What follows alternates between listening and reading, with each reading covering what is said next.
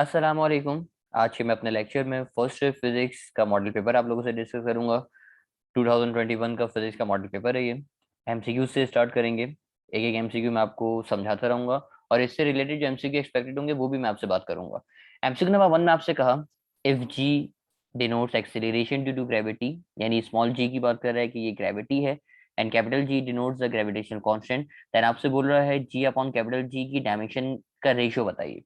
अब आप देखिए जी अपॉन कैपिटल जी की डायमेंशन आपको चाहिए। मैं दोनों की अगर डायमेंशन आपको लेके दिखाऊं तो ग्रेविटी की डायमेंशन होती है मेरे पास L t-2, जबकि कैपिटल जी की डायमेंशन होती है M इनवर्स L³ t-2। अब यहाँ पे आप डायमेंशन को सिंप्लीफाई कीजिए। मैं अगर सिंप्लीफाई आपके सामने करूं तो आप बोलेंगे सर ये t-2 t-2 आपस में कैंसिल हो जाएंगे। ये L से ये स्क्वायर, एक L कैंसिल हो जाएगा तो स्क्वायर बचेगा। मैंने कैंसिल किया। अच्छा, जो बचेगा पहले मुझे ये बताइए, तो आप यकीनन मुझे जवाब देंगे सर जो बचेगा वो है मेरे पास, ऊपर तो बच जाएगा 1, नीचे बच जाएगा मेरे पास M इनवर्स L स्क्वायर। बेटा अब ये दोनों ऊपर आएंगे, M इनवर्स ऊपर आएगा, सॉरी L³ लिख दिया, L स्क्वायर था, L स्क्वायर ऊपर आएगा। दोनों ऊपर आएंगे तो बन जाएगा मेरे पास M, L की पावर +2 है तो -2 जाएगा। अब T नजर नहीं आ रहा, और अगर T नजर ना आए तो T की पावर क्या हो जाएगी, 0 हो जाएगी। तो करेक्ट आंसर मुझे नजर आ रहा है ऑप्शन नंबर ए, यानी M L-2 और T 0। तो एमसीक्यू नंबर 1 का करेक्ट जवाब होगा ऑप्शन नंबर ए। तो आसान एमसीक्यू था, अगर आपको डायमेंशन पता होंगी, डायमेंशन याद होंगी, बड़े आराम से एमसीक्यू कर सकते हो। एमसीक्यू नंबर 1 के बाद एमसीक्यू नंबर 2 के ऊपर, 2 के ऊपर आते हैं। एमसीक्यू नंबर 2 में आपसे कहा, if an apple is thrown with speed of 30 meter per second, यानी वी नॉट दे रहा है, in a direction of 15 degree theta मिल गया, अब the horizontal, then it's horizontal range, आपसे बोल रहा है रेंज बता दीजिए। तो रेंज का फॉर्मूला है R is equal to we not square sine 2 theta upon g. आप वैल्यूज को पुट करोगे बेटा, वी नॉट की जगह पे आ जाएगा 30 का स्क्वायर, ये हो जाएगा साइन 2 थीटा की जगह पे आ जाएगा 15, और डिवाइड में जी की जगह पे आ जाएगा 9.8। बेटा 30 का स्क्वायर करोगे 900, बराबर में आ जाएगा साइन 30, डिवाइड में लिखा हुआ है 9.8। आप कैलकुलेटर निकालिए, कैलकुलेटर में साइन 30 निकालिए, जो भी आंसर है उसको मल्टीप्लाई कर दिए 900 से, और फिर जो आंसर है उसको डिवाइड कर दीजिए 9.8 से। तो आपके पास जो आंसर आएगा वो ऑलमोस्ट आएगा 46 मीटर। तो करेक्ट जवाब आपको मिल जाएगा option number B. Round off करने के बाद 46 मीटर आएगा, वैसे एग्जैक्ट 45.91 आएगा, तो आप करेक्ट जवाब भी मालूम कर सकते हैं। एमसीक्यू नंबर 2 के बाद आते हैं एमसीक्यू नंबर 3 की तरफ। एमसीक्यू नंबर 3 में कहा, if an object is place at principal focus of converging lens the image will be formed at dash. तो ये शायद बात आप लोगों को याद हो, अगर आप अपने ऑब्जेक्ट को फोकस पे रखते हो, लेट्स सपोज मेरे पास अगर ये लेंस है, मैं एक रफ डायग्राम भी आपको बना के दिखाऊं।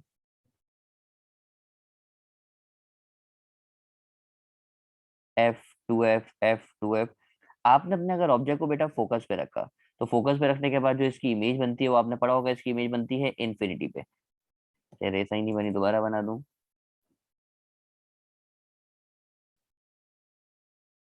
इस तरह से ये दो रेज जाती हैं, दोनों रेज इन्फिनिटी पे जाती हैं। यानी अगर आप अपने ऑब्जेक्ट को फोकस पे रखोगे तो आपकी जो इमेज है बेटा वो इमेज बनेगी इन्फिनिटी पे। तो करेक्ट जवाब ऑप्शन नंबर सी होगा। और अगर इसी का आप अपोजिट करोगे कि अगर आपका ऑब्जेक्ट इन्फिनिटी पे हो तो इमेज फोकस से बनेगी, दोनों एक दूसरे के अपोजिट है। अगर ऑब्जेक्ट फोकस पे तो इमेज इन्फिनिटी पे, इमेज ऑब्जेक्ट इन्फिनिटी पे तो इमेज बनेगी फोकस पे। तो एमसीक्यू का अगर जवाब मिल गया option number C. MCQ number 4 के ऊपर आते हैं। एमसीक्यू नंबर 4 में आपसे कहा, if A is equal to A I, B is equal to B J, और आपसे बोल रहा है क्या निकाल के दिखाइए, ए क्रॉस बी निकाल के दिखाइए। तो ए क्रॉस बी मैंने लिखा आपके सामने, ए क्रॉस बी चाहिए मुझे। बेटा ए की जगह पे कौन आएगा, तो आप बोलेंगे सर ए की जगह पे आ जाएगा ए आई, क्रॉस लगाया। और बी की जगह पे कौन आएगा, तो आप बोलेंगे सर बी की जगह पे आ जाएगा बी जे, और ऐसे क्रॉस लगा दिया। अब यहाँ से दो चीजों को मैंने अलग कर लिया, किस किस को अलग किया जरा देखिएगा। आपके सामने नजर आ रहा होगा ए और बी नजर आ रहे हैं, तो यहाँ से ए और बी को मैंने अलग कर लिया, क्योंकि मैं आपने प्रॉपर्टी पढ़ी हुई है। तो मैं प्रॉपर्टी तो आपको दोबारा नहीं बताता, मैं मेरे ख्याल से आगे ही बढ़ूंगा कि प्रॉपर्टी में आप लोगों ने पढ़ा है। मैंने यहाँ पे लिखा ए और बी को अलग कर लिया। ए और बी को अलग करने के बाद अब आगे आपके पास आ गया आई क्रॉस जे, तो मैंने आई क्रॉस जे लिख के दिखाया, ये रहा आई क्रॉस जे। अब ये जो नजर आ रहा है आई क्रॉस जे, बेटा ये आई क्रॉस जे बराबर होता है के, तो आंसर आ जाएगा ए बी क्रॉस के, और करेक्ट जवाब मिल जाएगा मुझे ऑप्शन नंबर बी, आई क्रॉस जे, क्योंकि के बराबर होते हैं तो आपने के को लिख के दिखा दिया। एमसीक्यू नंबर 4 भी आसान था। एमसीक्यू नंबर 4 के बाद एमसीक्यू नंबर 5।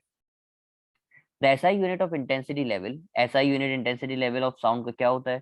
तो ये आप लोगों ने पढ़ा होगा, इंटेंसिटी लेवल साउंड का डेसिबल में कैलकुलेट किया जाता है। और डेसिबल की अगर मैं कन्वर्जन भी बताऊं, कन्वर्जन आपको याद होनी चाहिए, 1 डेसिबल बराबर होता है, सॉरी 1 सोन से अगर एक्सप्लेन करें तो ज्यादा अच्छा रहेगा, 1 सोन बराबर होता है 40 डेसिबल के। जबकि जो सोन नजर आ रहा है बेटा, ये सोन यूनिट होता है लाउडनेस का, लाउडनेस का यूनिट होता है सोन, जबकि डेसिबल यूनिट होता है मेरे पास इसका इंटेंसिटी लेवल का। एमसीक्यू नंबर 5 के बाद एमसीक्यू नंबर 6। एमसीक्यू नंबर 6 में आपसे क्या कहा? The acceleration of the body moving down on down a frictionless inclined plane at an angle of 30 degree will be dash. तो बेटा डाउनवर्ड एक्सेलरेशन की फॉर्मूला है, एक्सेलरेशन का फॉर्मूला आप लोगों ने पढ़ा हुआ है, न्यूमेरिकल भी किए हुए हैं चैप्टर नंबर 3 के। फॉर्मूला होता है ए is equal to ji sine theta. बेटा जी की जगह पे आ जाएगा 9.8, साइन थीटा है तो साइन के साथ आ जाएगा 30। बेटा साइन 30 निकालोगे आंसर होता है 0.5, और 9.8 को अगर आप 0.5 से मल्टीप्लाई करोगे तो आंसर आ जाएगा 4.9 मीटर पर सेकेंड स्क्वायर। तो करेक्ट आंसर आपको मिल जाएगा ऑप्शन नंबर ए। एमसीक्यू नंबर 6 के बाद आगे बढ़ेंगे एमसीक्यू नंबर 7 की तरफ। एमसीक्यू नंबर 7 में कहा तो horizontal range of a projectile depends upon dash. तो बेटा रेंज का फॉर्मूला क्या है? रेंज का फॉर्मूला है R is equal to we not square sine 2 theta upon g. अब आपकी रेंज किस किस बात पे डिपेंड कर रही है? तो आप यकीन मुझे जवाब देंगे, सर रेंज डिपेंड कर रही है वेलोसिटी पे, सर रेंज डिपेंड कर रही है एंगल पे, और हमें रेंज नजर आ रही है, आपकी रेंज जो नजर आ रही है वो रेंज डिपेंड कर रही है ग्रेविटी पे। यानी एंगल पे भी डिपेंड करती है, वेलोसिटी पे भी, एंगल पे भी। तो करेक्ट जवाब हो जाएगा मेरे पास कौन सा? ऑप्शन एमसीक्यू नंबर 7 का करेक्ट जवाब हो जाएगा ऑल ऑफ देम, यानी सारी बातों पे डिपेंड कर रही है। एमसीक्यू नंबर 7 के बाद MCQ number 8। While passing through it's equilibrium position the speed of the body executing simple harmonic becomes dash. अच्छा आपकी बॉडी अगर इक्विलिब्रियम पोजीशन से पास हो, लेट्स सपोज अगर मैं पेंडुलम की एग्जांपल लूं,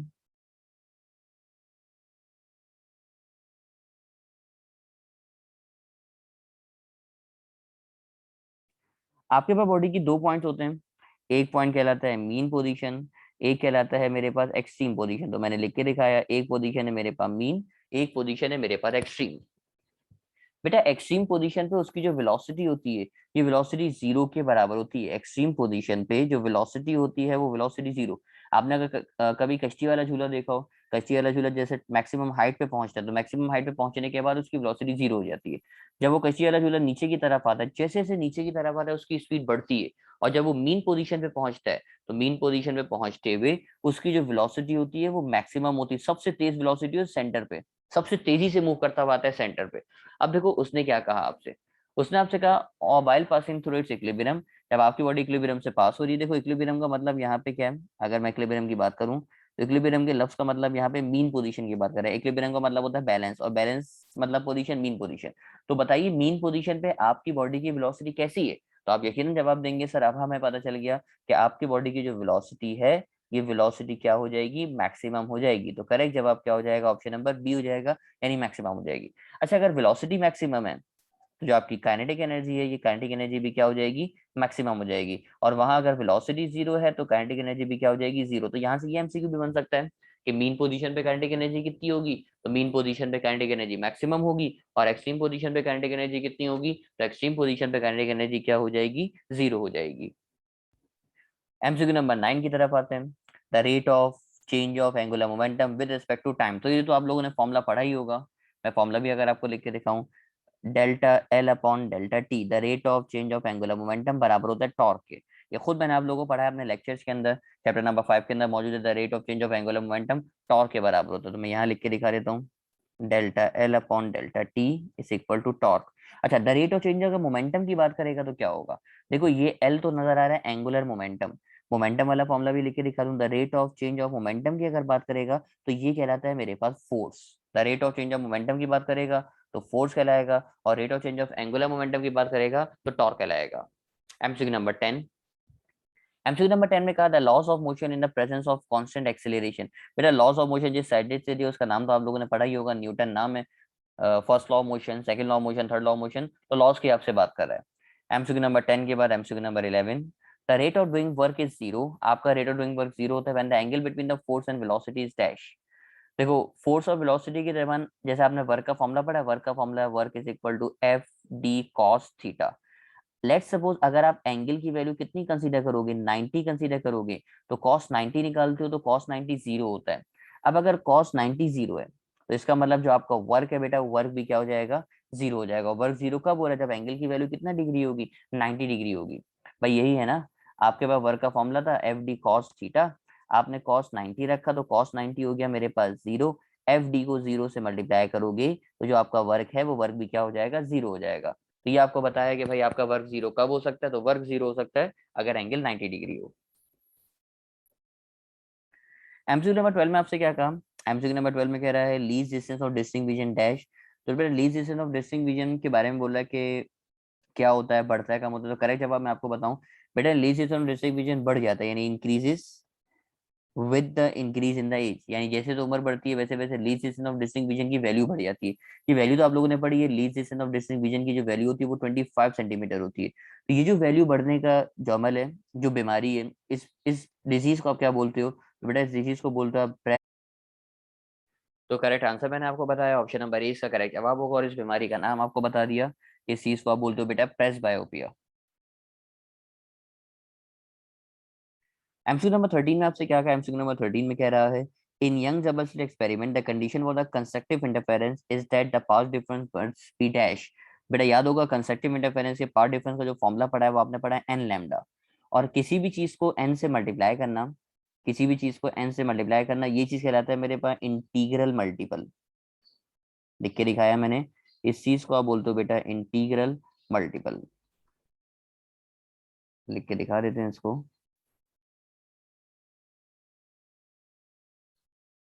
ये कहलाता है इंटीग्रल मल्टीपल। तो करेक्ट जवाब हो जाएगा मेरे पास option number c, an integral multiple of the wavelength. MCQ number 13 के बाद MCQ number 14, the length of the astronomical telescope is equal to dash. तो बेटा लेंथ ऑफ एस्ट्रोनॉमिकल टेलीस्कोप का फॉर्मूला है, अगर मैं फॉर्मूला आपको बताऊं तो लेंथ का फॉर्मूला है L is equal to F O plus F E. ये फॉर्मूला आप तमाम लोगों ने पढ़ा है। तो करेक्ट जवाब हो जाएगा मेरे पास option number d. MCQ number 14 के बाद MCQ number 15, a vector which can displace parallel to itself and applied at any point is equal to is known as dash। बेटा ये वेक्टर तो आपने पढ़ा ही होगा कि वो वेक्टर जो पैरेलल फ्रीली मूव कर सके, वो वेक्टर जो ओरिजिन से स्टार्ट होता है उस वेक्टर को बोलते हो पोजीशन वेक्टर, और ये पैरेलल डिस्प्लेस नहीं कर सकता।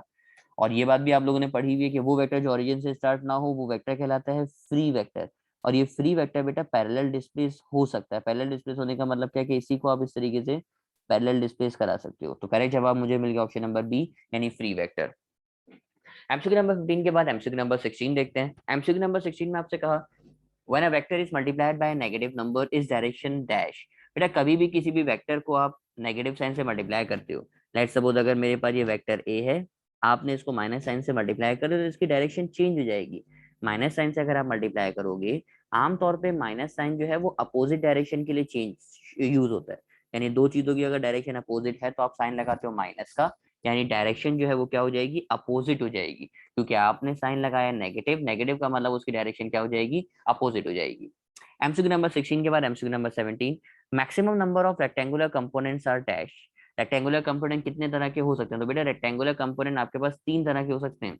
एक एक्स कंपोनेंट हो सकता है ए एक्स, एक वाई हो सकता है तो ए वाई, और एक ए जेड हो जाता है तो उसको आप जेड कंपोनेंट बोलते हो। तो मैक्सिमम जो है वो, अगर 3D वेक्टर होगा तो तीन कंपोनेंट होंगे, 2D वेक्टर होगा तो दो कंपोनेंट होंगे।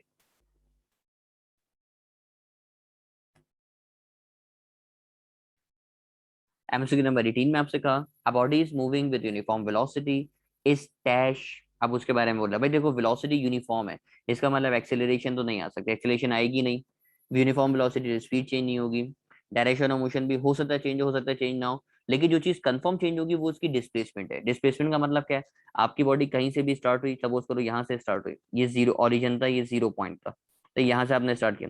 अब अगर वो यूनिफॉर्म वेलोसिटी से मूव कर रही है तो जाहिर सी बात है उसकी डिस्प्लेसमेंट लाजमी चेंज होगी। वेलोसिटी बेशक यूनिफॉर्म है लेकिन जो चीज उसकी चेंज होगी वो डिस्प्लेसमेंट है ना, वो आगे बढ़ के लाजमी चले जाएगा, ऐसा नहीं कि अपनी जगह पे रुका रहेगा। यानी डिस्प्लेसमेंट लाजमी चेंज होगी। तो करेक्ट जवाब हो जाएगा ऑप्शन नंबर डी मेरे पास। एमसीक्यू नंबर 19 में आपसे कहा ड्यूरिंग लॉन्ग जंप के अंदर athletes run before taking the jump by doing so he. बेटा आपके पास एथलीट है, उसको एक पॉइंट से दूसरे पॉइंट तक जंप करना है। वो करता क्या है कि वो एथलीट पहले भागता हुआ आता है, भागता हुआ आएगा और फिर वो इस तरीके से जंप करेगा। तो भागने की वजह क्या है, भागने की वजह से जो चीज उसके पास आएगी वो उसका मोमेंटम कहलाएगा। यानी भागता इसलिए ताकि वो मोमेंटम हासिल करे और उस मोमेंटम की मदद से वो आगे की तरफ जंप करके जा सके। तो उसके भागने का जो रीजन है वो ऑप्शन है मेरे पास, correct answer option number d, increase his momentum, momentum अपना बढ़ाने के लिए। एमसीक्यू नंबर 19 के बाद MCQ number 20, if the force of friction is negligible, friction का effect now, an acceleration of two freely falling objects of different masses is dash। तो बेटा अगर एक्सेलरेशन आपके पास अगर किसी बॉडी में फ्रिक्शन मौजूद ना हो, तो आपकी जो बॉडी की, लेट्स सपोज मेरे पास एक स्मॉलर बॉल है, एक लार्जर बॉल है, दोनों को अगर मैं ड्रॉप करूंगा, दोनों अर्थ तक सेम टाइम पे पहुंचेंगे अगर फ्रिक्शन ना हो। क्यों? अगर फ्रिक्शन ना हो तो दोनों की जो ग्रेविटी की वैल्यू है वो सेम हो जाएगी। यानी करेक्ट जवाब हो जाएगा ऑप्शन नंबर ए, यानी सेम एक्सेलरेशन। लेकिन रीजन क्या है कि फोर्स ऑफ फ्रिक्शन ना हो, यानी अगर फ्रिक्शन मौजूद ना हो तो दोनों की एक्सेलरेशन सेम होगी और दोनों की एक्सेलरेशन बराबर होगी किसके, ग्रेविटी के बराबर होगी। एमसीक्यू नंबर 20 के बाद एमसीक्यू नंबर 21, उसने कहा the angle of projection for which the horizontal range and maximum height becomes equal is dash. उसने अब आपसे फरमाइश करी कि आपके पास रेंज और हाइट दोनों बराबर हो जाए। तो रेंज और हाइट बराबर होने का मतलब मैंने लिख के दिखाया R is equal to H. अच्छा पूरा का पूरा न्यूमेरिकल है, आप चाहो तो उस न्यूमेरिकल को भी सॉल्व कर सकते हो कि किस तरीके से ये सॉल्व होगा। तो मैं इस न्यूमेरिकल को भी आपको सॉल्व करके दिखा देता हूँ कि किस तरीके से सॉल्व होगा। अब उस न्यूमेरिकल में आपसे कहा कि भाई जो रेंज है वो रेंज बराबर हो गई है हाइट के। आप दोनों की जगह दोनों के फॉर्मूले रखोगे। रेंज का फॉर्मूला होता है V not square sin two theta upon G, formula रखा। और हाइट का जो फॉर्मूला होता है वो हाइट का फॉर्मूला हो जाएगा v not square sine square theta upon two g. कुछ कैंसिल हो रहा है तो कैंसिलेशन करवा दीजिए बेटा। कैंसिलेशन आप करवाओगे तो ये जी से ये जी कैंसिल हो जाएगा, वी नॉट स्क्वायर से वी नॉट स्क्वायर कैंसिल हो जाएगा। जो बचेगा मुझे वो बताइए। बचेगा क्या मेरे पास, sine two theta is equal to sign square theta, और साथ में ऐसे बाकी सारी चीजें ऐसे ही रहेंगी। अब आप ये साइन टू थीटा का फॉर्मूला ओपन करोगे। अच्छा नीचे डिवाइड में टू भी आएगा, मैंने मिस्टेक कर दी। साइन टू थीटा का फॉर्मूला ओपन करोगे तो फॉर्मूला आ जाएगा two sin theta cos theta is equal to sign square theta upon two. जैसे ही मैंने ये लिखा, अब आप बोलेंगे सर ये हमने सीखी भी ये बात कि स्क्वायर से ये साइन कैंसिल हो जाएगा, तो जो बचेगा वो मुझे बताइए। तो यकीनन आप जवाब देंगे सर बचेगा ये two cos theta is equal to sin theta upon two. Two को ऊपर भेज दिया, कॉस को यहाँ नीचे बुला लिया, तो ये हो जाएगा मेरे पास क्या, ये बन जाएगा two multiply by two is equal to sin theta upon cos theta. Sin theta upon cos theta करोगे तो आंसर आ जाएगा मेरे पास कौन, तो आप बोलेंगे सर आंसर आ जाएगा फोर।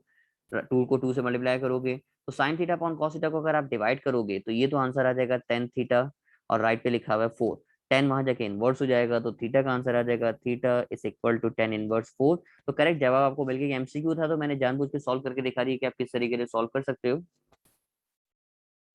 तो करेक्ट जवाब मुझे मिल गया बेटा, करेक्ट जवाब आ जाएगा मेरे पास ऑप्शन नंबर सी, यानी टेन इनवर्स फोर, आपको जवाब मिल गया।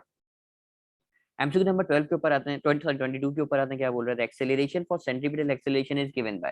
बेटा सेंट्रीपिटल एक्सेलरेशन के तीन फॉर्मूले आप लोगों ने पढ़े हैं, मैं तीनों लिख के दिखाऊं। एक पढ़ा है AC is equal to V square upon R, एक पढ़ा है AC is equal to R omega square, और एक पढ़ा है आपने AC is equal to four pi square R upon T square. अब आप मैच कर लीजिए कौन सा वाले फॉर्मूला की बात कर रहे हैं सर। ए तो नहीं है, बी भी नहीं है, सी भी नहीं है, करेक्ट जवाब नजर आ रहा है ऑप्शन नंबर डी, यानी आर ओमेगा स्क्वायर। तो करेक्ट जवाब आपको मिल गया option number d, r omega square. MCQ number 22 के बाद 23 की तरफ आते हैं। It is better to use long spanner rather than a short one when tighten a unit when tighten a nut और बोल्ट बिकॉज डैश। बेटा अगर आप लार्जर लॉन्ग स्पैनर यूज करोगे, अब इसका रीजन क्या है ये भी मुझे आपको डिटेल में समझाना पड़ेगा। व्हाइट पेज ओपन कर लेते हैं। ओके अब आप लोगों को बेटा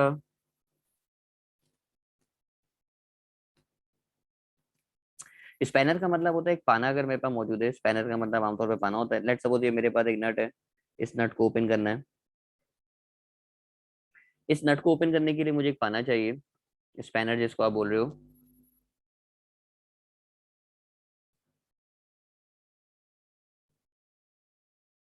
मैंने आपको समझाने के लिए इस तरीके के बना के दिखा दिया। ऐसे तो नहीं होता, इस तरीके से होता है।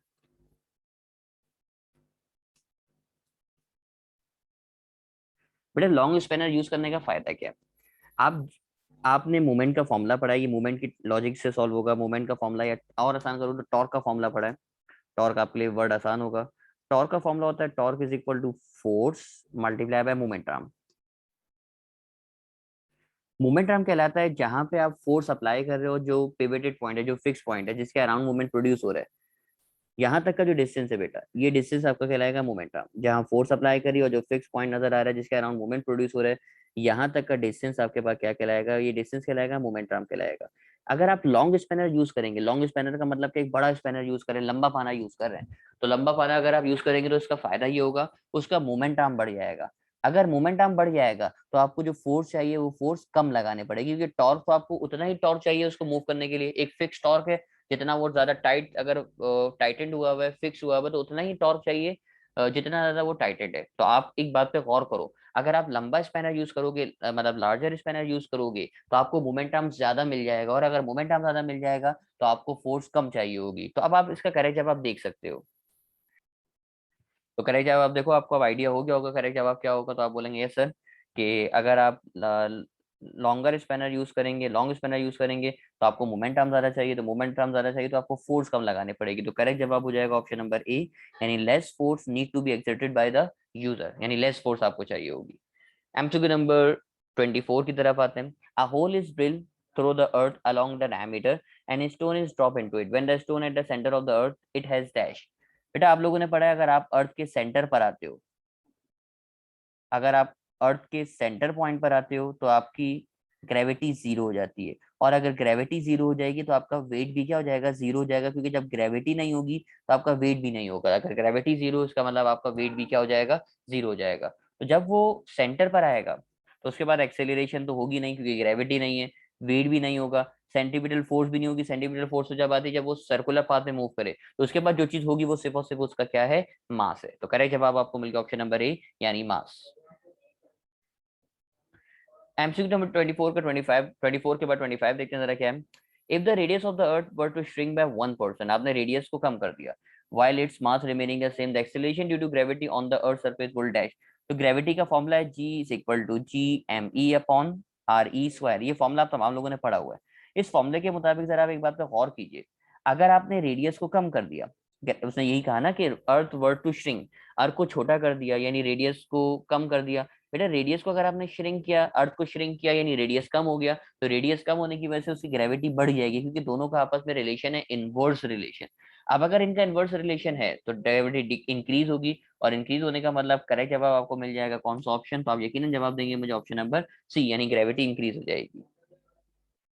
MCQ number 26, when a person goes down to the bottom of the deep mine compared to his weight on the surface, then its will dash। बेटा आप अर्थ की सरफेस पे जितना ज्यादा नीचे की तरफ आओगे, अर्थ सरफेस से जैसे नीचे की तरफ आओगे, आपकी ग्रेविटी की वैल्यू कम होती है।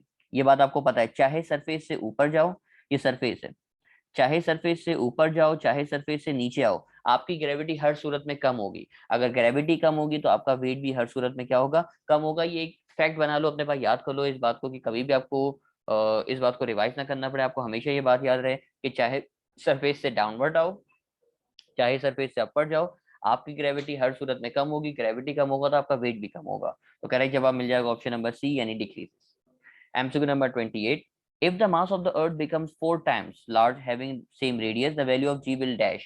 तो देखो ग्रेविटी का फॉर्मूला क्या है, ग्रेविटी का फॉर्मूला होता है g is equal to G M E upon R E square. आपने आपसे कहा कि आपने मास को 4 टाइम्स कर दिया, उसने कहा ना आपसे, देखो बात को हाईलाइट करके दिखा रहा है, if the mass of the earth becomes 4 time, यानी जहां एम ई है वहां पे 4 एम ई आ जाएगा। आपने जहां पे एम ई था वहां पे 4 एम ई रखोगे। तो मैं इसको सॉल्व करके दिखाऊं, ये देखिए, जहां एम ई था वहां पे आपने 4 एम ई रख दिया। अब आप देखो किस नंबर का इजाफा हुआ, तो आप बोलेंगे सर जिस नंबर का इजाफा हुआ वो नंबर है मेरे पास 4, तो इस 4 का इजाफा जो आपने राइट हैंड साइड पे किया वही इजाफा 4 लेफ्ट साइड पे भी करोगे।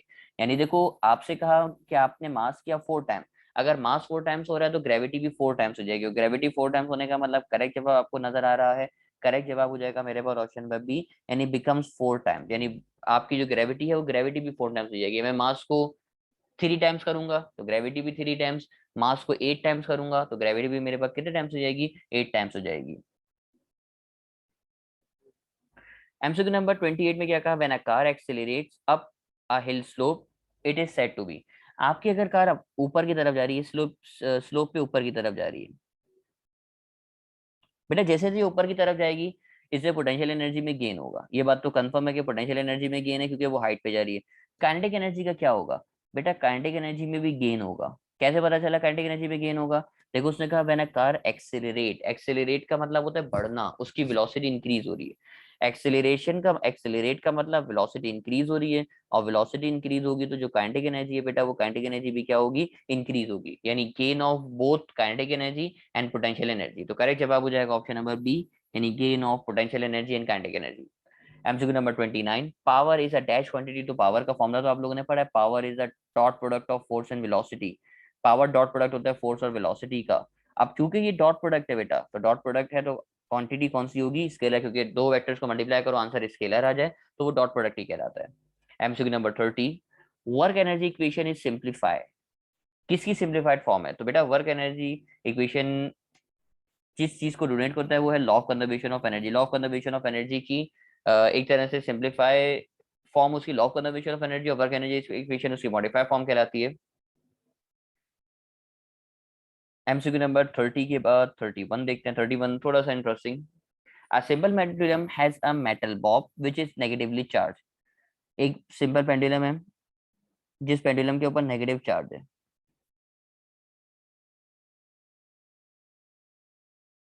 अच्छा, if it is allowed to oscillate above a positively charge metallic plate. आपने इसको अलाउ कर दिया पॉजिटिवली चार्ज मैग्नेटिक प्लेट की तरफ, मतलब इसके नीचे आपने पॉजिटिव चार्ज प्लेट रख दी। अब ये पॉजिटिव इस नेगेटिव को अपनी तरफ क्या करेगा, पॉजिटिव नेगेटिव को अपनी तरफ अट्रैक्ट करेगा, यानी डाउनवर्ड फोर्स आपकी बढ़ गई। आपको नजर आ रहा है आपकी जो डाउनवर्ड फोर्स है बेटा वो डाउनवर्ड फोर्स बढ़ गई है। हाँ बोलेंगे यस सर बिल्कुल ऐसी है।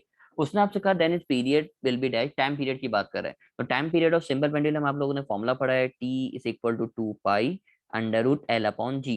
एक बात का मुझे जवाब दीजिए, आप इस बात पे बेटा गौर करो, आपका पेंडुलम पे चार्ज है नेगेटिव, नीचे शीट नजर आ रही पॉजिटिव, पॉजिटिव नेगेटिव को अपनी तरफ अट्रैक्ट करेगा। अट्रैक्ट करने का मतलब, अच्छा ग्रेविटी की डायरेक्शन भी कहाँ होती है, तो आप बोलेंगे सर ग्रेविटी की डायरेक्शन भी डाउनवर्ड होती है। भाई ग्रेविटी की डायरेक्शन भी आपके पास डाउनवर्ड है, जो ग्रेविटी नजर आ रही है इस ग्रेविटी की डायरेक्शन भी डाउनवर्ड है, और जो मैग्नेटिक फोर्स लग रही है, जो चार्ज इलेक्ट्रोस्टैटिक फोर्स लग रही है ये भी डाउनवर्ड लग रही है। इसका मतलब ये है कि डाउनवर्ड फोर्स का इजाफा हो गया, और डाउनवर्ड फोर्स का इजाफा होने का मतलब किसका इजाफा हो गया सर, ग्रेविटेशनल फोर्स का इजाफा हो गया ना, नीचे ग्रेविटेशनल फोर्स का इजाफा हो गया, यानी ग्रेविटी आपकी बढ़ गई। इस बात को समझेगा मैं क्या बता रहा हूँ, कि आपकी जो ग्रेविटी है बेटा वो ग्रेविटी बढ़ गई। अब दो टाइम पीरियड और ग्रेविटी का इनवर्स रिलेशन है, अगर ग्रेविटी बढ़ जाएगी तो जो आपका टाइम पीरियड है बेटा वो टाइम पीरियड क्या हो जाएगा, कम हो जाएगा, यानी टाइम पीरियड उसका क्या हो जाएगा, डिक्रीज हो जाएगा। तो करेक्ट जवाब आपको मिल गया ऑप्शन नंबर बी। समझने वाली बात है, मैंने क्या बताया कि भाई बॉब के ऊपर चार्ज है नेगेटिव, आपने शीट रखी नीचे पॉजिटिव, पॉजिटिव नेगेटिव को अट्रैक्ट करेगा, अट्रैक्ट करने की वजह से ग्रेविटेशनल फोर्स बढ़ जाएगी, वो ज्यादा उसकी तरफ अपनी तरफ पुल करेगा। जब ग्रेविटी बढ़ेगी तो आपका टाइम पीरियड क्या हो जाएगा, टाइम पीरियड बेटा उसका कम हो जाएगा। इस एमसीक्यू को देख के आगे बढ़ेंगे अगले एमसीक्यू की तरफ। अगले एमसीक्यू क्या कह रहे हैं, which one of the following properties of sound is affected by the change in temperature. बेटा साउंड की किस प्रॉपर्टी पे फर्क पड़ता है टेम्परेचर बढ़ाने से, तो आप यकीनन जवाब देंगे सर जिस चीज पे फर्क पड़ता है वो है वेलोसिटी। आप लोगों ने फॉर्मूला पढ़ा है ना, स्पीड ऑफ साउंड का टेम्परेचर से रिलेशन डायरेक्ट है, जितना ज्यादा टेम्परेचर बढ़ाओगे इतनी ज्यादा वेलोसिटी बढ़ेगी। अब वो वेलोसिटी की बात तो नहीं कर रहा, अगला फॉर्मूला है v is equal to F lambda. बेटा वेलोसिटी बढ़ाने से आपका आपकी वेवलेंथ बढ़ती है, यानी जितनी वेलोसिटी बढ़ेगी उतनी वेवलेंथ बढ़ेगी, जबकि जो फ्रिक्वेंसी है ये रिमेन्स अनचेंज रहती है, यानी फ्रिक्वेंसी में कोई फर्क नहीं पड़ता। तो ये बात आपको याद करनी पड़ेगी। क्या लिख के दिखाया कि भाई वेलोसिटी बढ़ाने से वेवलेंथ बढ़ेगी, जबकि फ्रिक्वेंसी चेंज नहीं होती, फ्रिक्वेंसी क्या रहेगी, अनचेंज रहेगी। तब आपको जवाब मिल जाना चाहिए कि टेम्परेचर बढ़ाने से क्या बढ़ेगी, तो आप बोलेंगे सर टेम्परेचर बढ़ाने से वेवलेंथ बढ़ेगी। तो करेक्ट जवाब हो जाएगा मेरे पास कौन सा ऑप्शन, करेक्ट जवाब मिल जाएगा मुझे ऑप्शन नंबर डी यानी वेवलेंथ। एमसीक्यू नंबर 33 की तरफ आते हैं।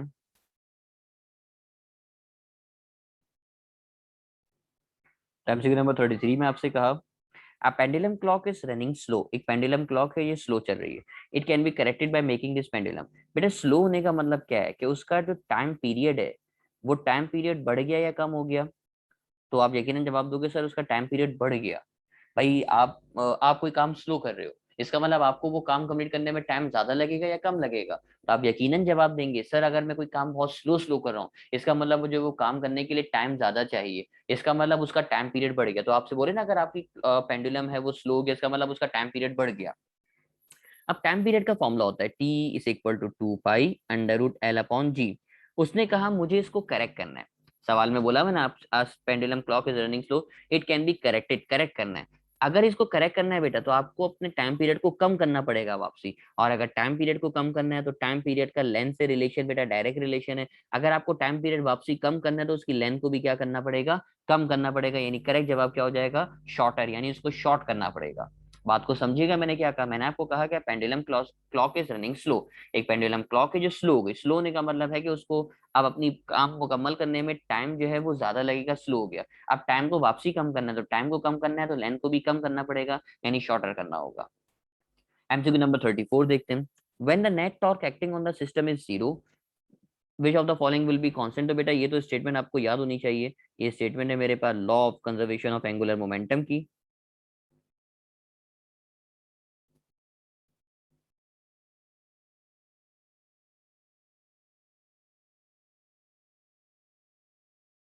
Law of conservation of angular momentum की स्टेटमेंट है कि when net torque acting on the body is zero, अगर टॉर्क जीरो हो जाए तो जो आपका एंगुलर मोमेंटम है बेटा वो कांस्टेंट हो जाता है। और एंगुलर मोमेंटम कांस्टेंट होने का मतलब करेक्ट जवाब हो जाएगा ऑप्शन नंबर बी मेरे पास।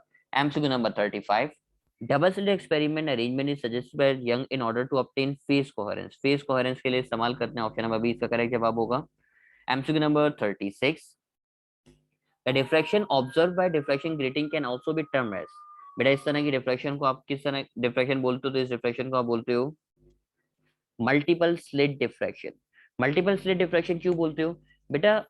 डिफ्रैक्शन ग्रेटिंग में क्या होता है कि आप जो है एक ग्लास प्लेट के ऊपर बेटा मल्टीपल लाइंस को ड्रॉ करते हो। मल्टीपल लाइंस का मतलब बहुत सारी लाइंस को ड्रॉ करते हो। और जब बहुत सारी लाइंस को ड्रॉ करते हो इस प्रोसेस को आप बोलते हो डिफ्रैक्शन ग्रेटिंग। इसमें एक स्लिट नहीं होती, बहुत सारी, ये हर लाइन के दरम्यान की जो खाली जगह नजर आ रही है ये तमाम की तमाम स्लिट कहलाएंगी। यानी इसमें इतनी सारी स्लिट्स मौजूद होती हैं, यानी एक स्लिट नहीं होती बल्कि मल्टीपल स्लिट्स होती हैं। तो करेक्ट जवाब हो जाएगा ऑप्शन नंबर सी मेरे पास। MCQ number 37। एमसीक्यू में कहा आपसे two sources of light are said to be coherent. Coherent कहलाती हैं बेटा। कोहेरेंट जब होती हैं जब वो सेम सोर्स से आ रही हो। सेम सोर्स से आने का मतलब क्या है? कोहेरेंट का मतलब बेटा सेम सोर्स से आ रही है तो सेम कलर की होंगी।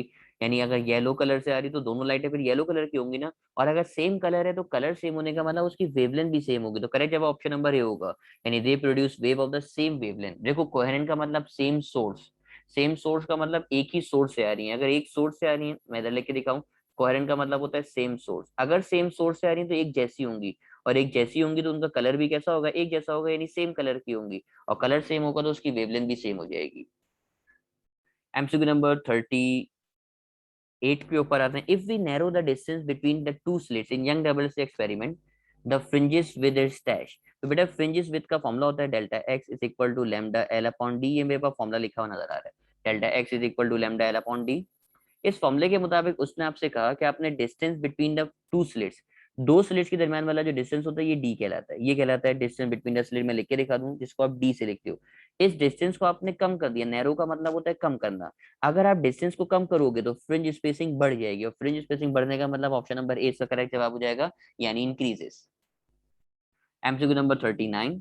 The point to which the light rays are brought to focus. बेटा जिस पॉइंट पे आपकी लाइट कन्वर्ज होती है, फोकस करती है, मैं लिख के भी अगर आपको दिखाऊं उसको इस तरीके से कि ये मेरे पास लेंस है, आपने लाइट को पास कराया, लाइट इस तरीके से कन्वर्ट होती है। तो जिस पॉइंट पे लाइट आपकी कन्वर्ट होगी, ये जो पॉइंट है मेरे पास, ये जो पॉइंट नजर आ रहा है, ये पॉइंट मेरे पास कहलाता है फोकस। तो करेक्ट जवाब हो जाएगा ऑप्शन नंबर ए, यानी प्रिंसिपल फोकस। एमसीक्यू नंबर अगला नजर आ रहा है मुझे, एमसीक्यू नंबर 30 लिखा हुआ गलत है, इसको सही करते हैं। एमसीक्यू नंबर 40 मेरे ख्याल से हो जाएगा, ऐसे लिखा जाता है XL 40। If the magnification of the lens is 6, आपको मैग्निफिकेशन मतलब m दे रहा है, इमेज डिस्टेंस का मतलब q दे रहा है, और आपसे ऑब्जेक्ट डिस्टेंस मतलब क्या मांग रहा है, p मांग रहा है। तो मैग्निफिकेशन का फॉर्मूला है m is equal to q upon p। बेटा m की जगह पे आ जाएगा मेरे पास कौन, 6, q की जगह पे 24, और p मुझे चाहिए, p वहां चले जाएगा, 6 नीचे आ जाएगा, तो P का फॉर्मूला, P की वैल्यू बन जाएगी 24/6। 24 को 6 से डिवाइड करोगे तो आंसर आ जाएगा 4 सेंटीमीटर। तो करेक्ट जवाब मिल गया ऑप्शन नंबर बी। लास्ट के 2 MCQ से, distance between two consecutive crest और trough is known as dash. बेटा दो क्रेस्ट के दरम्यान का जो डिस्टेंस है, मैं अगर यहाँ पे वेव बनाने की कोशिश भी करूं, ये बेटा दो क्रेस्ट के दरम्यान का डिस्टेंस, जो ये पहला क्रेस्ट नजर आ रहा है, ये दूसरा क्रेस्ट नजर आ रहा है, तो दो क्रेस्ट के दरम्यान का जो डिस्टेंस है, इस डिस्टेंस को मैं बना के भी दिखाऊं इस तरीके से, ये दो क्रेस्ट, तो दो क्रेस्ट के दरम्यान का डिस्टेंस आपके पास बेटा हमेशा कहलाता है वेवलेंथ। और वेवलेंथ को आप लिखते किससे हो, लैम्डा से लिखते हो, यानी दो वेव्स के दरमियान, दो क्रेस्ट के दरमियान का डिस्टेंस, ये पहला क्रेस्ट शुरू हो रहा है, ये पहले डॉट पे, ये दूसरा क्रेस्ट शुरू हो रहा है, इस डिस्टेंस को आप वेवलेंथ बोलते हो। अच्छा, चाहे दो क्रेस्ट हो या चाहे दो ट्रफ हो, दोनों के दरमियान का डिस्टेंस वेवलेंथ ही कहलाता है। तो मैंने मेंशन करके दिखा दिया, करेक्ट जवाब वेवलेंथ हो जाएगा। सबके लास्ट MCQ नजर आ रहा है, to replace a bright fringe by the next bright fringe in Michelson interferometer, the movable mirror is moved through the distance is equal to dash। पहले तो मैं आपको फॉर्मूला बताऊं, माइकलसन इंटरफेरोमीटर का फॉर्मूला है lambda is equal to 2d/n। ये Michelson interferometer का formula, lambda is equal to d/n।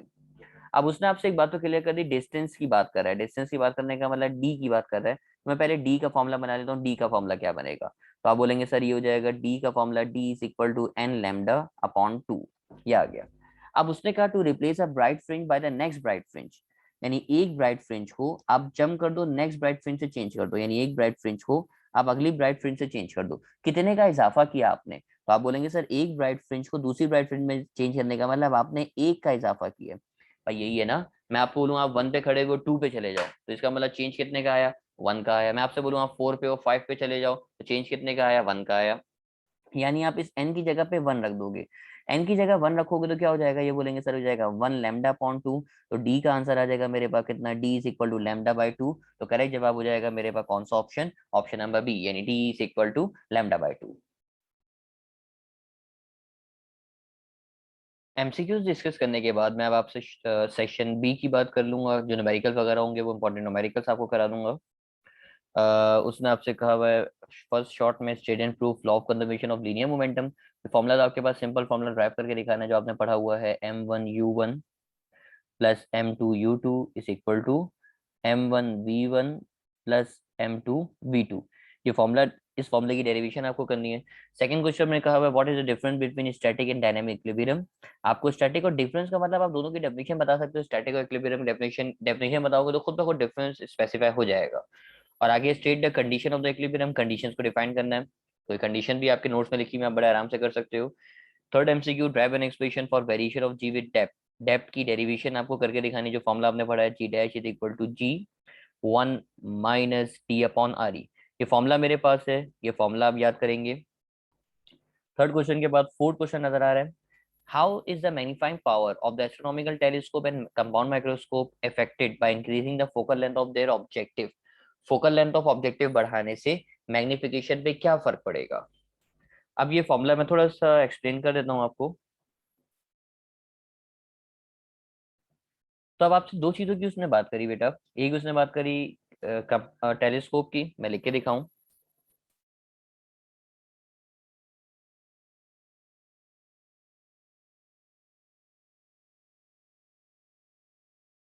Astronomical telescope, और एक उसने बात करी हुई है कंपाउंड माइक्रोस्कोप की। दोनों के फॉर्मूले से आप ये बात जस्टिफाई कर सकते हो। एस्ट्रोनॉमिकल टेलीस्कोप टेलीस्कोप की मैग्निफिकेशन का फॉर्मूला है M is equal to F O upon F E, ये मेरे पास फॉर्मूला है M is equal to F upon F E. उसने मैग्निफिकेशन ऑफ ऑब्जेक्टिव की बात करी हुई है। अब मैग्निफिकेशन ऑफ ऑब्जेक्टिव अगर आप बढ़ाओगे तो इसको फॉर्मूले से डिफाइन करोगे, अगर आप मैग्निफिकेशन ऑफ ऑब्जेक्टिव बढ़ाओगे तो मैग्निफिकेशन टेलीस्कोप की भी बढ़ जाएगी।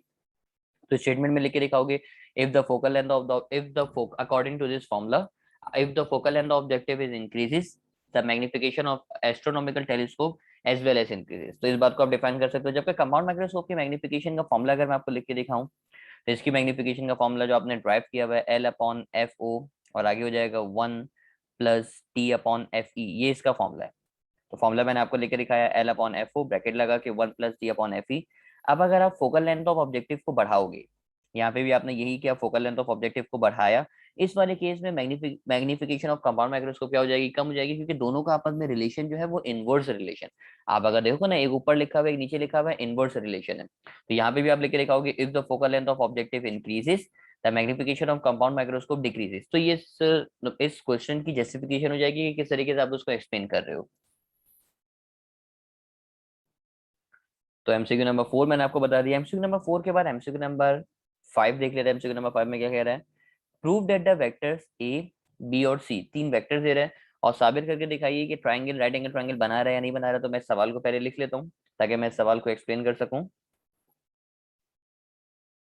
तो ये रहा मेरे पास सवाल, और इस सवाल में कहा गया कि इन तीन वेक्टर्स को देख के बताइए, इन तीन वेक्टर से डिसाइड करके बताना है कि वो राइट एंगल ट्राइंगल है या नहीं है। देखो राइट एंगल ट्राइंगल में होता क्या है, ये मेरे पास लेट्स सपोज एक राइट एंगल ट्राइंगल नजर आ रहा है। इस राइट एंगल ट्राइंगल में ये तीन वेक्टर्स बने होंगे। लेट्स सपोज अगर ये वेक्टर ए है, ये वेक्टर बी है और एक वेक्टर सी। मैंने एक रैंडम लिख दिया, मुझे नहीं पता कौन सा वेक्टर ए, कौन सा बी, कौन सा सी। अगर तीन वेक्टर से मिलकर ट्राइंगल बन रहा है, इसमें से दो वेक्टर के दरमियान एंगल लाजमी कितना डिग्री होना चाहिए, लाजमी 90 डिग्री होना चाहिए। तो मैं आपको बताता हूँ, कभी अगर आपको बोले ना आप जो है कि तीन वेक्टर से बताओ राइट एंगल ट्राइंगल है या नहीं है, आप एक काम करना, तीनों का डॉट प्रोडक्ट निकालना। आप डॉट प्रोडक्ट निकालना ए और बी का, यानी ए डॉट बी निकालोगे। फिर आप डॉट प्रोडक्ट निकालना बेटा ए और सी का, तो आप ए डॉट सी निकालोगे। और फिर आप डॉट प्रोडक्ट निकालना बी और सी का, यानी बी डॉट सी निकालोगे।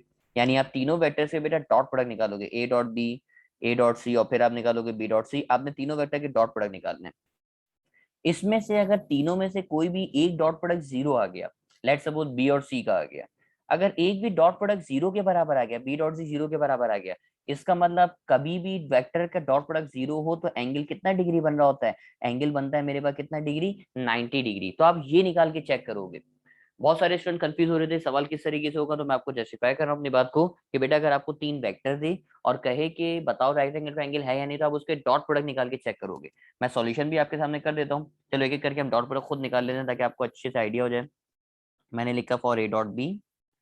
ए डॉट बी का तरीका बेटा, ए डॉट बी का तरीका होता है, मैं अगर लिख के दिखाऊं, ए डॉट बी का तरीका आई वाला आई से, प्लस जे वाला जे से, प्लस के वाला के से। ए और बी के आई वाले जरा देख लीजिए कौन कौन है। आप बोलेंगे सर ए का आई वाला है -4, बी का आई वाला है 3। ए का जे वाला कोई नहीं है तो जीरो हो जाएगा, बी का जे वाला है मेरे पास 1, ए का के वाला है मेरे पास 1, जबकि बी का के वाला है मेरे पास 2। अब सॉल्व करके देखते हैं। -12 प्लस 0 प्लस 2, तो आंसर आ जाएगा -10। क्या जीरो के बराबर आया? आप बोलेंगे सर नहीं, जीरो के बराबर नहीं आया, लेकिन अभी तो सिर्फ दो वेक्टर हुए हैं, अभी एक डॉट प्रोडक्ट हुआ है, यानी ये तो जीरो के बराबर नहीं आ रहा। अगला चेक करते हैं, ए डॉट सी करके देखते हैं। मैंने लिखा for A dot C. A dot C निकलवाओ जरा बेटा। ए डॉट सी का तरीका भी सेम यही होगा, आई वाला आई से, प्लस जे वाला जे से, प्लस के वाला के से। अब आई वाला बताओ, बी का आई वाला कौन है? तो आप बोलेंगे सर सॉरी, ए का आई वाला है -4 और सी का आई वाला है 1। ए का जे वाला नहीं है तो जीरो हो जाएगा, बी का जे वाला है -1, सी का के वाला है, ए का के वाला है 1 और सी का के वाला है -1। अब आप इसको अगर सॉल्व करोगे तो ये सॉल्व करोगे तो जाएगा -4 प्लस 0 -1, तो आंसर आ जाएगा -5। यानी ए डॉट सी भी बेटा जीरो के बराबर नहीं आ रहा, is not equal to zero. अब तीसरा वाला चेक करेंगे बी डॉट सी। तो मैंने लिखा इसके बाद तीसरे वाले के लिए और बी डॉट सी। अब बी डॉट सी चेक करोगे बेटा, फिर दोबारा बी डॉट सी का मतलब हो जाएगा, डॉट प्रोडक्ट निकालने का तरीका आपको सिखाया, आई वाला आई से, प्लस जे वाला जे से, प्लस के वाला के से। अब इनके आई जे के वाले देख लेते हैं। बेटा बी का आई वाला है मेरे पास 3, बी का आई वाला 3 और सी का आई वाला है 1, तो हो जाएगा 3 और 1। बी का जे वाला क्या है सर? बी का जे वाला है 1 और सी का जे वाला है -1, 1 और -1। और बी का के वाला है 2 और सी का के वाला है -1, 2 और -1। अब आप इसको मल्टीप्लाई करके चेक करो, 3 1 द 3, 1 -1 द -1, 1 -1 द -1 और 2 1 द 2 प्लस माइनस माइनस।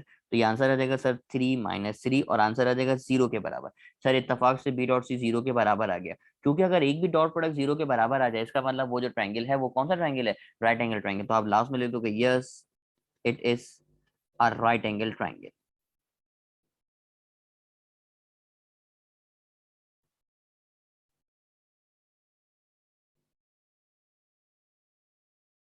तो एमसीक्यू नंबर 5 भी, नो सॉरी, न्यूमेरिकल नंबर 5 कराया तो काफी आसान न्यूमेरिकल था, इतनी कोई मुश्किल बात इसमें नहीं थी। एमसीक्यू नंबर 5 के बाद एमसीक्यू नंबर 6 भी मैं आपको बता देता हूँ किस तरीके से सॉल्व किया जाएगा, ताकि आपको थोड़ा सा आइडिया हो जाए। उसने कहा two coherent sources are place 1.8 centimetre apart. दो सोर्सेज हैं, देखो याद है ना आपको, मैं इस सवाल को अगर समझाऊं भी आपको कि दो जगहों से जहां से लाइट आती थी, इन दो जगहों का नाम आप दो स्लिट्स नाम रखते थे। दो स्लिट्स के दरम्यान का जो डिस्टेंस है, इस डिस्टेंस को आप बोलते थे डी। देखो उसने थोड़ा सा सवाल घुमा के दिया, उसने ये नहीं कहा distance between the two slits, जहां जिन दो जगहों से लाइट आती है उन दो जगहों को आप स्लिट कहते थे। उसने कहा two coherent sources are place, यानी दो कोहेरेंट सोर्सेज हैं, दोनों के दरम्यान का डिस्टेंस मतलब आपको डी गिवन कर रहा है, तो डी मिल जाएगा मुझे 1.8 centimetre. Interference fringes are obtain on a screen 80 centimetre, screen से जितनी दूर होता है इस डिस्टेंस को आप बोलते हो बेटा एल। यंग डबल स्लिट का एक्सपेरिमेंट है, मैं एक्सपेरिमेंट में आपने पढ़ा हुआ है। फिर कहा हुआ the fourth bright fringe is at a distance of 1.08 centimetre. मैंने आपको कहा हुआ है फोर ब्राइट फ्रिंजेस की बात करेगा, इसका मतलब फोर डेल्टा एक्स आपको दे रहा है, और फोर डेल्टा एक्स दे रहा है 1.08 centimetre from the central fringe. Calculate the wavelength, wavelength का मतलब क्या निकाल के दिखा दो, लैम्डा निकाल के दिखा दो। तो वापसी मैंने वाइड स्क्रीन अपने पास ओपन कर ली, सवाल देख लेते हैं सवाल क्या है मेरे पास। क्वेश्चन नंबर 5 के बाद क्वेश्चन नंबर 6 मैं आपको बता रहा था। तो बेटा क्वेश्चन नंबर 6 को मैं अगर हाईलाइट कर दूं, आपको क्वेश्चन नंबर 6 में डी पता है, क्वेश्चन नंबर 6 में एल पता है, और आपको कह रहा है फोर डेल्टा एक्स की वैल्यू दे रहा है। फोर डेल्टा एक्स की वैल्यू भी कितनी दे रहा है मैं देख के बता दूं। फोर डेल्टा एक्स की वैल्यू दे रहा है 1.08 सेंटीमीटर। अच्छा ये भी डी भी और एल भी, ये भी सेंटीमीटर में दे रहा है। डी दे रहा है 1.8 सेंटीमीटर, और एल दे रहा है मुझे कितना, एल दे रहा है 80 सेंटीमीटर। मैं सवाल में से देख देख के खुद लिख रहा हूँ, ये सेंटीमीटर में मेरे पास आ गए। और आपसे बोला लैम्डा निकाल के दिखा दो, सब सेंटीमीटर में, तो आपको कन्वर्ट करने की जरूरत नहीं। मैंने लिखा for delta X is equal to 1.08। बेटा डेल्टा एक्स की वैल्यू फॉर्मूला होता है मेरे पास लैम्डा एल अपॉन डी। अब इसमें से आप देख लो आपको क्या क्या पता है। आप यकीनन जवाब देंगे सर मुझे इसमें से 1.08 तो नंबर है ये तो पता है, डी पता है, एल पता है, फोर पता है, तो मैं यहाँ से सॉल्व करके क्या निकाल लूंगा, मैं यहाँ से सॉल्व करके लैम्डा निकाल लूंगा, और लैम्डा का जो आंसर आएगा वो भी सेंटीमीटर में आएगा। और अब अगर इसको मैं मीटर में करना चाह रहा हूँ तो अपने आंसर को आप डिवाइड कर देना 100 से, तो आपकी जो वेवलेंथ का आंसर है बेटा, ये आंसर भी किस में आ जाएगा, मीटर में आ जाएगा। आप सब डाटा में चेंज कन्वर्ट ना करो, आप लास्ट में आकर कन्वर्ट कर लो, ये तरीका भी सही कहलाएगा। तो न्यूमेरिकल भी है, बड़ा आसान सा न्यूमेरिकल दिया होता, उम्मीद करता हूँ आपको समझ में आ गया होगा। अब वापसी अपने सवाल की तरफ आ गया। एमसी न्यूमेरिकल नंबर 7 में आप 6 मैंने करवा दिया, 7 आपको बता दें। 7 में कहा आपसे बेटा find the speed of sound in air at 50 degree centigrade और 70 डिग्री सेंटीग्रेड, और स्पीड ऑफ साउंड 332 दे रहा है, ये वी नॉट की वैल्यू दे रहा है, speed of sound 0 degree centigrade पे। अब इस तरह के सवाल को आप कैसे करोगे, तो ये सवाल मैं आपको एक्सप्लेन कर देता हूँ। फिर दोबारा से वाइड स्क्रीन को मैंने ओपन किया आपके सामने, सवाल देखते हैं सवाल किस तरीके से आपको दिया हुआ है। देखो आपको वी नॉट न्यूमेरिकल नंबर मेरे ख्याल से 5, अभी 6 क्या था, 7 है अभी है। आपको V naught speed of sound 0 पे दे रहा है 332 मीटर पर सेकंड, और आपसे दो टेम्परेचर में मांग रहा है 50 पे और 70 पे, यानी स्पीड ऑफ साउंड 50 पे बता दो तो V50 is equal to question mark, V70 पे बता दो तो V70 is equal to question mark. बेटा VT का फॉर्मूला है, VT का फॉर्मूला है VT is equal to we naught under root T plus 273 divided by 273। अब आप क्या काम करोगे, आपको अगर 50 पे चाहिए तो टी की जगह पे आ जाएगा सिर्फ 50, वी नॉट की जगह पे आ जाएगा 332, यहाँ अंडर रूट में टी की जगह पे भी आ जाएगा 50 प्लस 273 डिवाइडेड बाई 273। अब आप इसको सॉल्व करके मल्टीप्लाई डिवाइड करो, सॉल्व करो तो V50 निकाल सकते हो, V50 का आंसर भी आ जाएगा मीटर पर सेकंड में। तो जिस तरीके से V50 निकलेगा वैसे ही V70 निकल जाएगा। V70 का फॉर्मूला भी सेम एज इट इज बनेगा, ये हो जाएगा 332, टी की जगह पे आ जाएगा 70, 70 प्लस 273 डिवाइडेड बाई 273। तो आप इसको सॉल्व करके आंसर निकाल सकते हो V70, और V70 का आंसर भी जो आएगा बेटा, वो आंसर भी आएगा मेरे पास इसमें मीटर पर सेकंड में। तो अब आपको मैंने आइडिया दे दिया V50 V70 कैसे निकालेंगे। वापसी अपने क्वेश्चंस की तरफ चलेंगे। तो न्यूमेरिकल नंबर 7 भी आपको बता दिया, 7 भी अब आपके लिए आसान हो गया। न्यूमेरिकल नंबर 8 में अब आपसे क्या कहा, न्यूमेरिकल नंबर 8 बड़ा इंटरेस्टिंग सवाल। उसने कहा ट्रक स्टार्ट फ्रॉम रेस्ट, एक ट्रक है जो रेस्ट से स्टार्ट हुआ है, इनिशियल वेलोसिटी उसकी 0 है, आपको इनिशियल वेलोसिटी मिल गई। At the top of the slope which is 1 metre high, यानी एक स्लोप है जो 1 मीटर हाई है, इस तरीके से। दोबारा बना के दिखा दूँ, सही बना नहीं मुझसे। एक स्लोप जो 1 मीटर हाई है और आगे आपसे बोला 49 मीटर लॉन्ग। 49 मीटर लॉन्ग का मतलब इस तरीके से लंबाई में 49 मीटर है, यानी 1 मीटर ऊंचा और 49 मीटर लेंथ के अंदर है।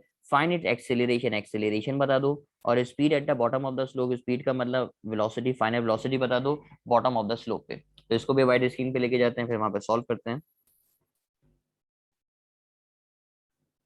तो न्यूमेरिकल नंबर आई थिंक 7 के बाद 8 आएगा, क्वेश्चन नंबर 8।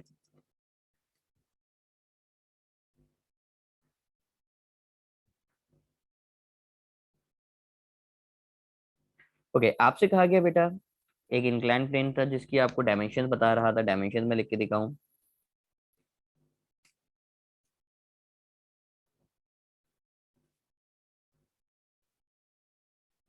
आपसे कहा उसने 1 मीटर हाई, 1 मीटर हाई का मतलब इस तरीके से बता रहा है ये 1 मीटर, और 49 मीटर लॉन्ग का मतलब इस तरीके से इसकी लेंथ बता दी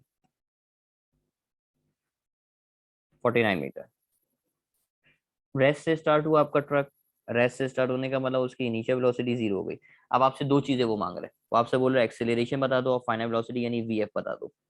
सबसे पहले आप क्या काम करोगे, सबसे पहले आपने काम किया यहाँ से आप साइन थीटा की वैल्यू निकालोगे। मैंने लिख के दिखाया, मैंने लिखा for sine theta. Sin theta कैसे निकाल सकते हो जरा देखना। देखो साइन थीटा निकालने का फॉर्मूला क्या है, साइन थीटा निकालने का फॉर्मूला मेरे पास है sine theta is equal to perpendicular upon hypotenuse. ये फॉर्मूला आप तमाम लोगों ने पढ़ा हुआ है, परपेंडिकुलर अपॉन हाइपोटेनस। इस ट्रायंगल में अगर आप गौर से देखो, ये 90, 90 के सामने हो जाएगा हाइपोटेनस, यहाँ एंगल बनता है इंक्लाइन प्लेन का, नीचे कंसीडर करते हो, एंगल के सामने हो जाएगा परपेंडिकुलर, और जो बच जाएगा वो क्या हो जाएगा, वो हो जाएगा मेरे पास बेस। अब आप देखो परपेंडिकुलर कितना दे रहा है, तो आप बोलेंगे सर परपेंडिकुलर दे रहा है 1, हाइपोटेनस दे रहा है 49, तो 1 को 49 से आप डिवाइड कर दोगे। डिवाइड करने के बाद आंसर आ रहा है 0.0204। ये साइन थीटा निकाल लिया। अब आप एक्सेलरेशन निकाल सकते हो बेटा, एक्सेलरेशन का फॉर्मूला लगाओगे फॉर ए। एक्सेलरेशन का फॉर्मूला होता है ए is equal to ji sine theta. अगर आपकी बॉडी फ्रिक्शनलेस इंक्लाइन प्लेन पे मूव करे तो जी की जगह पे आ जाएगा 9.8, साइन थीटा की जगह पे आ जाएगा 0.0204। तो 0.0204 को बेटा मल्टीप्लाई करोगे 9.8 से,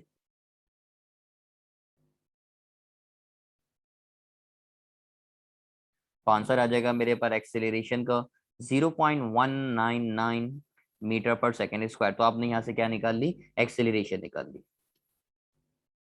और अब आपको लास्ट में जो चीज निकाल के दिखानी है वो है फाइनल वेलोसिटी। तो फाइनल वेलोसिटी निकालने के लिए फॉर्मूला क्या लगा सकते हो, मैंने हेडिंग लगाई फॉर वी एफ। बट आप तमाम लोगों ने फॉर्मूला पढ़ा हुआ है बहुत अच्छे से, 2as is equal to V F square minus V I square. अब आपको बहुत सारी चीजें इसमें से आपको गिवन कर रहा था, सर वी आई की वैल्यू तो 0 है, ये तो हमें पता है 0 है, हमें वी एफ चाहिए, हमें 2 पता है, सर एक्सेलरेशन की वैल्यू भी तो पता है, एक्सेलरेशन की वैल्यू है 0.199, और एक्सेलरेशन के साथ हमें डिस्टेंस भी पता है।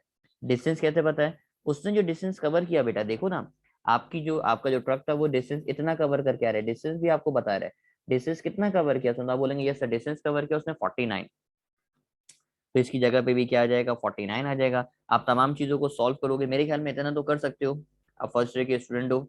यहाँ 2 रखोगे, एक्सेलरेशन की जगह आ जाएगा 0.199, डिस्टेंस की जगह पे आ जाएगा 49 is equal to V F square, और वी आई की जगह पे 0 का स्क्वायर आ जाएगा। आप इन तीनों नंबर्स को मल्टीप्लाई कर दीजिए, जो भी आंसर आएगा आप उसका स्क्वायर रूट ले लीजिएगा, उसका स्क्वायर रूट लोगे, तो स्क्वायर रूट लेने के बाद जो भी उसका आंसर होगा वो मीटर पर सेकंड में आ जाएगा, और फाइनल वेलोसिटी का वो आंसर होगा। अब इसको सॉल्व करके इसका आंसर निकाल लीजिएगा।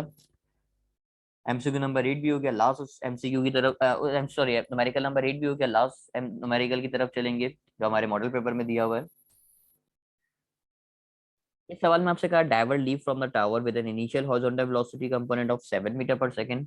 ड्राइवर की इनिशियल हॉरिजॉन्टल वेलोसिटी बता रहा है, initial horizontal velocity initial V H I दे रहा है आपको 7 मीटर पर सेकंड, तो मैंने लिख के दिखाया V H I 7 metre per second. और आपसे बोल रहा है upward velocity component of 3 metre per second. Upward velocity, upward का मतलब बेटा वर्टिकल कंपोनेंट की बात कर रहा है ये, अपवर्ड का मतलब होता है वर्टिकल, और वर्टिकल कंपोनेंट का मतलब वीवीआई की बात कर रहा है।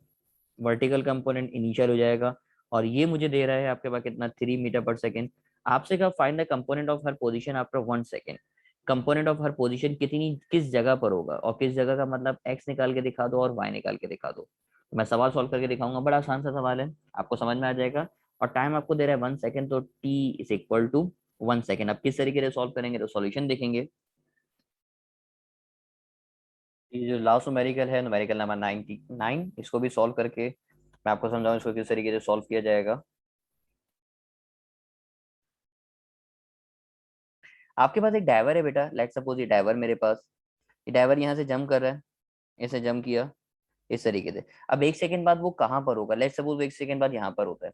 अब 1 सेकंड बाद वो कितना आगे की तरफ आया, कितना आगे की तरफ आया, मतलब एक्स निकाल के दिखा दो। और जिस जगह से उसने जंप किया बेटा, जिस जगह से जंप किया वहां से अब ये कितना ऊपर है या कितना नीचे, कितना ऊपर या नीचे, मतलब क्या निकाल के दिखा दो, वाई निकाल के दिखा दो। ये सवाल है, मतलब एक्स निकालना है और वाई निकालना है। अब आपको बेटा जो चीजें गिवन कर रहा है मैं आपको बताऊं, उसने आपको दी हॉरिजॉन्टल वेलोसिटी इनिशियल, और ये आपको दे रहा है 7 मीटर पर सेकेंड। और आपको दे रहा है वर्टिकल वेलोसिटी इनिशियल, ये आपको दे रहा है 3 मीटर पर सेकेंड। जबकि टाइम आपको बता रहा है, टाइम मैं आपको दे रहा हूँ कितना सेकेंड, 1 सेकेंड। अब देखो अगर मैं हॉरिजॉन्टल कंपोनेंट की बात करूं, मैं सॉल्व करता हूँ सवाल। मैंने लिखा हॉरिजॉन्टल कंपोनेंट। हॉरिजॉन्टल कंपोनेंट में आपने ये बात आप अच्छी तरीके से पढ़ी हुई होगी, हॉरिजॉन्टल कंपोनेंट में आपकी वेलोसिटी सेम रहती है। हॉरिजॉन्टल कंपोनेंट में आपकी जो वेलोसिटी होती है, ये वेलोसिटी सेम होती है। और अगर वेलोसिटी सेम हो तो फॉर्मूला यूज करते हैं S is equal to V T. जबकि वो हॉरिजॉन्टल की बात कर रहे हो, हॉरिजॉन्टल का मतलब इस तरीके से होता है, ये हॉरिजॉन्टल कहलाता है। तो हॉरिजॉन्टल का मतलब एक्स की बात कर रहा है, तो ये हो जाएगा एक्स, वेलोसिटी भी हॉरिजॉन्टल हो जाएगी और टाइम आ जाएगा टी। अब हॉरिजॉन्टल वेलोसिटी हमें गिवन कर रहा है, हॉरिजॉन्टल वेलोसिटी कितनी गिवन कर रहा है, हॉरिजॉन्टल वेलोसिटी दे रहा है 7, टाइम की वैल्यू दे रहा है 1, दोनों को मल्टीप्लाई करोगे तो एक्स का आंसर आ जाएगा कितना मीटर, 7 मीटर आ जाएगा। तो आपको एक्स का आंसर मिल गया, x is equal to 7 metre. अब आप हॉरिजॉन्टल कंपोनेंट के बाद बेटा बात करोगे वर्टिकल कंपोनेंट की।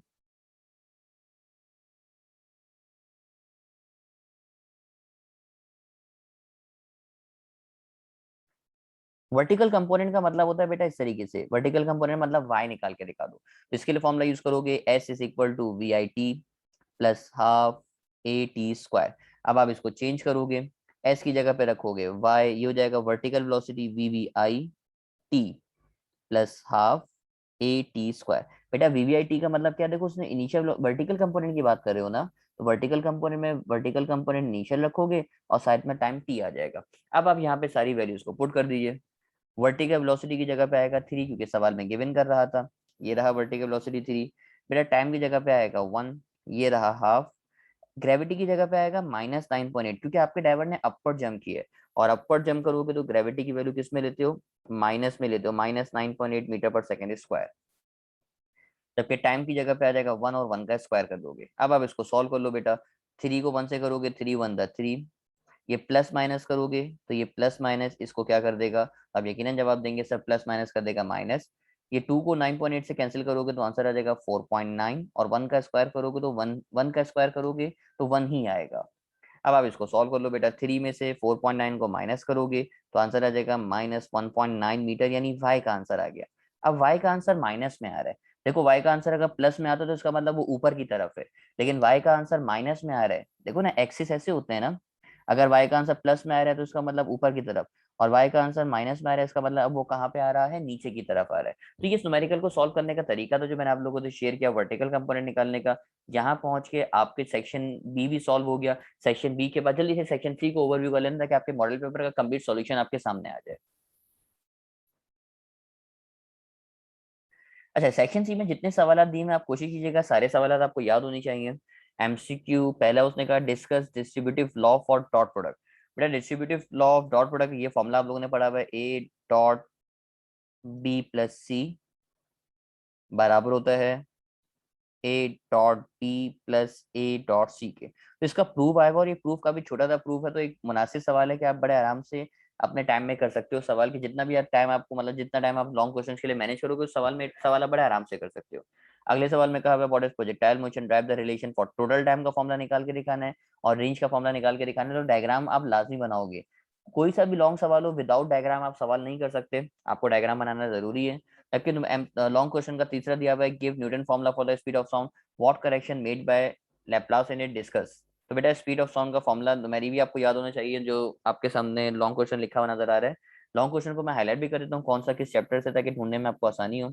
ये चैप्टर नंबर 2 से है, ये चैप्टर नंबर 4 से है, जबकि ये नजर आ रहा है मुझे चैप्टर नंबर 8 से। अगला आपसे बोल रहा है what is an incline plane, a block of mass is place on an incline plane. आपसे इंक्लाइन प्लेन की एक्सेलरेशन की बात कर रहा है, एक्सेलरेशन निकालने को बोला है, तो इस सवाल चैप्टर नंबर 3 के अंदर है, इसमें भी डायग्राम आपको बनाना जरूरी है। What is diffraction grating, how can it be used to wavelength. बेटा डिफ्रैक्शन ग्रेटिंग क्या है, तो आपको याद होगा चैप्टर नंबर 9 में दो सवाल आपने बड़े पढ़े, यंग डबल स्लिट एक्सपेरिमेंट पढ़ा है, डिफ्रैक्शन ग्रेटिंग पढ़ा है, दोनों में से एक आने का चांस है। तो ये जो सवाल है ये चैप्टर नंबर 9 के अंदर मौजूद है, क्योंकि लास्ट सवाल आपके पास है कंपाउंड माइक्रोस्कोप का, कंपाउंड माइक्रोस्कोप का सवाल चैप्टर नंबर 10 में, इसमें भी आपको डायग्राम बनाना जरूरी है। तो आप लोगों से रिक्वेस्ट है कि जो आपको मॉडल पेपर में लॉन्ग क्वेश्चन नजर आ रहे हैं, आप सारे के सारे लॉन्ग क्वेश्चन याद करके जाइएगा, ताकि पेपर सॉल्व करने में आपको आसानी हो। उम्मीद करता हूँ कि ये सॉल्यूशन आपके लिए हेल्पफुल रहेगा। लेक्चर को वाइंड अप करेंगे, काफी लंबा लेक्चर हो गया। अपने दोस्तों से बेटा, अपने फ्रेंड्स के साथ लाजमी लेक्चर को शेयर कीजिएगा, ताकि ज्यादा से ज्यादा लोग इससे फायदा हासिल कर सकें, क्योंकि सॉल्यूशन आपके लिए हेल्पफुल रहेगा, बहुत सारी चीज आपको सीखने का मौका भी मिलेगा। तो लेक्चर को वाइंड अप करते हैं, तमाम लोग अपना ख्याल रखिएगा। अल्लाह हाफिज।